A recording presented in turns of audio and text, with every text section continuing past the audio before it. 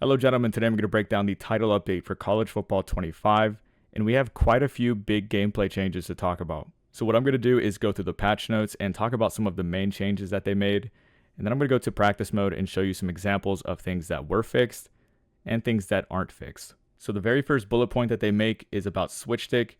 They've added some customization to this feature now, so you can either turn it off completely by disabling switch stick, or you can add delay if that's something that you'd like. I haven't even messed with that yet. I don't even know if that's really something that you would want, but I imagine, you would either want it off because it's annoying to you because you accidentally switch stick all the time, or you'd want it on no delay because you want your switch stick to be instantaneous.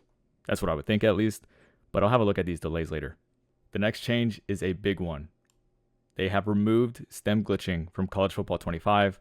That means if you play Madden 25, the change is definitely coming soon.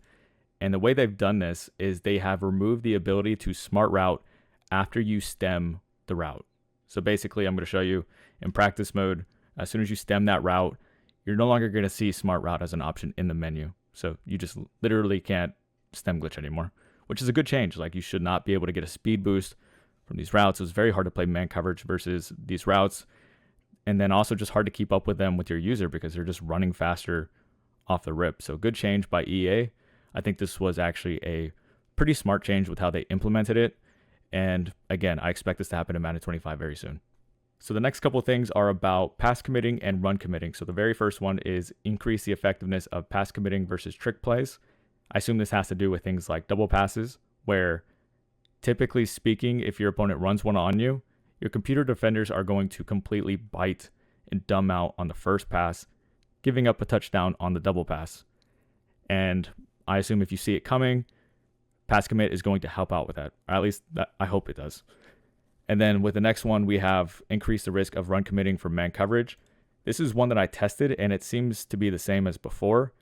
And it's been mentioned that run commit is not really a glitch because it's how it's intended, because that's what they mentioned in their deep dive.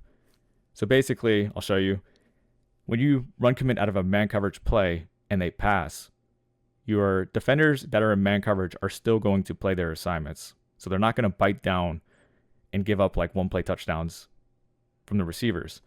But anybody who's in a zone is still going to run commit. So from what I've seen, it's pretty much unchanged. You can still run commit from these man coverage plays. And the last thing I'm going to mention in the gameplay section of the patch notes is that they added a bunch of formations to these playbooks. I'm not going to read all of these. Looks like it's a bunch of pistol sets. Maybe there's some good stuff in it. I'll look at them eventually, but if you're interested, just pause the video, take a screenshot, and then look at these yourself later. So as for some things that weren't addressed in the patch notes, we have double mug, which is still as effective as ever, if not better. It's kind of weird. The disengage seems more frequent to me. I'm showing you some clips of it right now. And I thought they would address this because this is not something that you'd want to be the meta of your game.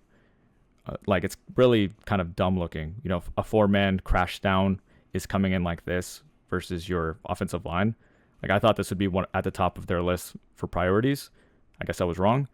But if you were expecting a new defensive meta, unfortunately, I don't think it's going anywhere. At least not until the next title update. So hopefully you get used to playing double mug.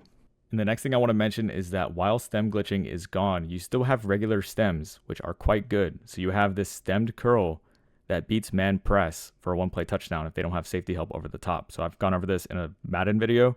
This also works in college football. So regular stems are here to stay. Like, that's actually a feature that they created, and it's not going anywhere. So make sure to utilize your custom stems. They're still very good even without the speed boost. And the last thing I'm going to do is show you the updated tier list for Road to College Football playoffs.